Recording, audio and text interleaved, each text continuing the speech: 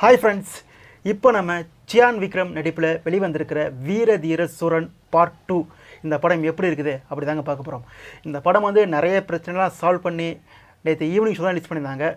So நம்ம இப்போ அந்த படத்தை பார்க்க முடிஞ்சுது. இந்த படம் எப்படி இருக்குது அப்படின்னு வந்து டீட்டெயிலாக பார்த்தலாமா? இந்த படத்தில் விக்ரம் கூட சேர்ந்து துஷாரா விஜயன், எஸ்ஜே சூர்யா, சுராஜ், இன்னும் நிறைய பேர் படத்துக்குள்ளே இருக்கிறாங்க, முக்கியமான ஆட்கள்லாம். ஸோ இந்த படத்தை வந்து அருண்குமார் டைரக்ட் பண்ணுறாரு, ஜிவி பிரகாஷ் வந்து மியூசிக் பண்ணுறாருங்க.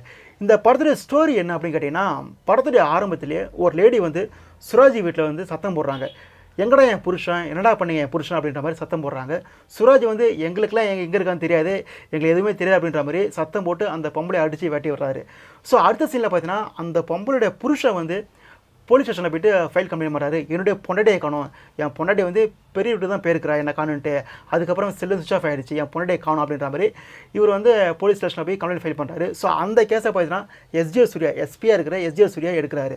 ஸோ இந்த பொம்பளையை கொண்டுட்டாங்க அப்படின்ற மாதிரி பிளான் பண்ணி பெரியவர், அதாவது சுராஜையும் அவருடைய அப்பாவையும் இதான் டைமு, இன்றைக்கி நம்ம தூக்குறோம் அப்படின்ற மாதிரி முன்பகையால் பார்த்தீங்கன்னா நைட்டுக்குள்ளே என்கவுண்டரில் போகிறோம் அப்படின்ற மாதிரி எஸ்ஜே சூர்யா பிளான் பண்ணுறாங்க.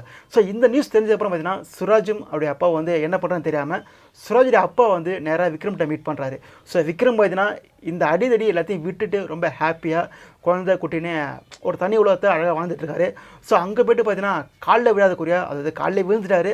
காலில் விழுந்து என் பிள்ளைய வந்து நைட்டுக்குள்ளே என்கவுண்டரில் போகிறது பிளான் பண்ணிட்டாங்க, நீ வந்து எஸ்பியை போட்டு அப்படின்ற மாதிரி விக்ரம்கிட்ட சுராஜுடைய அப்பா கேட்குறாரு. ஸோ விக்ரம் வந்து வம்படியாக வந்து என்னால் முடியாதுலாம் சொல்லி கடைசியாக வந்து ஒத்துக்கிறாரு. ஸோ விக்ரமும் உள்ளே இறங்குறாரு எஸ்ஜே சூர்யாவை போடுறதுக்கு. இதுக்கப்புறம் என்ன ஆச்சு அப்படின்றதாங்க இந்த படத்துடைய மொத்த கதையே.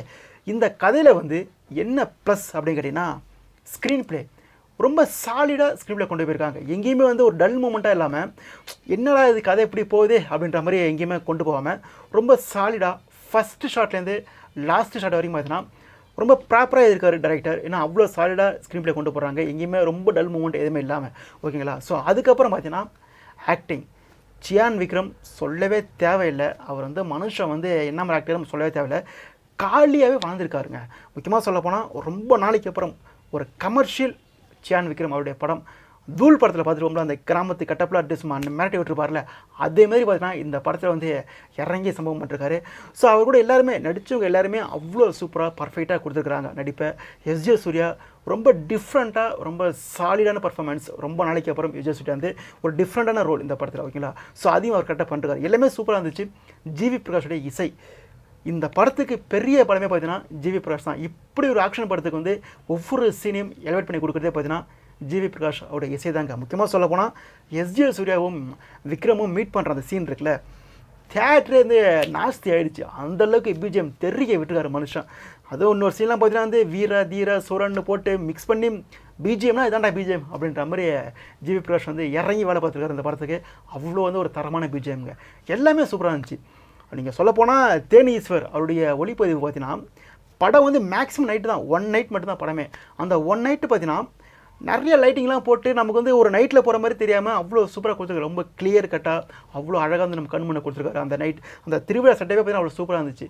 ஸோ தேனி ஈஸ்வர் பார்த்தீங்கன்னா ரொம்ப மெனக்கட்டு ஒர்க் பண்ணிருக்காரு அந்த படத்துக்கு. ஏன்னா ஃபுல் அண்ட் ஃபுல் நைட்டுன்றதால படம் வந்து என்னடா இது ஒரே நைட்டு ஒரே இருட்டாகுதுன்னு தெரியாமல் அப்படி கொண்டு போகாமல் லைட்டிங்லாம் சூப்பராக வச்சு அவர் சூப்பராக கொண்டு போயிருக்காரு படத்தை. ஸோ அவருக்கும் பெரிய பாராட்டுகள், எல்லாமே சூப்பராக இருக்குது. அப்புறம் என்னடா படத்தில் பிரச்சனை இல்லை அப்படின்னு கேட்டிங்கன்னா, என்னை பொறுத்த வரைக்கும் பார்த்தீங்கன்னா செகண்ட் ஹாஃபில் வந்து ஒரு ஃப்ளாஷ்பேக் போர்ஷன்ஸ் வருது. அதாவது இன்டர்வல் டைம்லேயே பார்த்தீங்கன்னா அந்த ஃப்ளாஷ்பேக் போர்ஷன் வந்து ஸ்டார்ட் ஆகிடும்.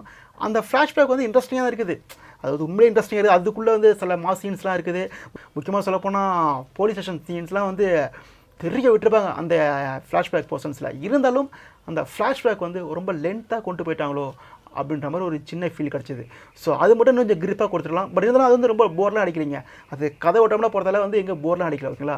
ஸோ அதுக்கப்புறம் வந்து விக்ரமே வந்து ரொம்ப ஹைப் பண்ணி கொடுக்குறாங்க. தவிர ஒரு எஸ்பி, எஸ்ஜே சூர்யா எஸ்பி இருக்கார், அவரே வந்து ஒரு ரவுடி ஒரு விக்ரம், அவர்கிட்ட வந்து கையை பிடிச்சி கேட்குறதெல்லாம் வந்து எந்த அளவுக்கு செட் ஆகுதுன்னு தெரியல. அது வந்து கொஞ்சம் எஸ்ஜே சூர்யாவுக்கு வந்து இன்னும் கொஞ்சம் வேல்யூ அதிகமாக கொடுத்துருக்கலாம், ரொம்ப போல்டான கேரக்டராக கொடுத்துருக்கலாம். ஒருவேளை வந்து பார்ட் 1 எஸ்ஜே சூர்யா வந்து பின்னி படம் எடுத்துகிட்டு போகிறோம் அப்படின்ற மாதிரி எனக்கு தெரியல. ஓகேங்களா?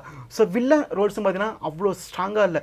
ஆக்ஷன் சீன்ஸ்லாம் இருக்குதே தவிர வில்லன் ரோல் அப்படின்றது வந்து நமக்கு வந்து எங்கேயுமே வந்து ஒரு ஐயோ இவனா அப்படின்ற மாதிரி எங்கேயுமே ஃபீல் ஆகலை.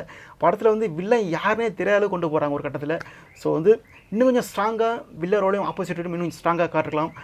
எஸ்ஜே சூர்யா ரோலையும் பார்த்தீங்கன்னா இன்னும் கூட கொஞ்சம் ஸ்ட்ராங்காக காட்டலாம். இதுதான் வந்து எனக்கு தெரிஞ்சு வந்து கொஞ்சம் பிரச்சனை மாதிரி தோணுச்சுங்க. ஓகேங்களா? ஸோ ஓவராலாக அந்த படம் எப்படி அப்படின்னு கேட்டிங்கன்னா, நிச்சயம் வந்து ஒர்த் அண்ட் வாட்சிங்க. தரமான படம். நீங்கள் வந்து ஃபேமிலியாக போகலாமா அப்படின்னு கேட்டிங்கன்னா, படத்தில் வந்து ஆபாசம் கிடையாது. பட் இதெல்லாம் ரத்தம் தெறிக்க தெறிக்க சண்டை காட்சிகள் படத்துக்குள்ளே இருக்குது. ஸோ வந்து சின்ன குழந்தைங்கள அதெல்லாம் பார்ப்பாங்களா அப்படின்னு தெரியல.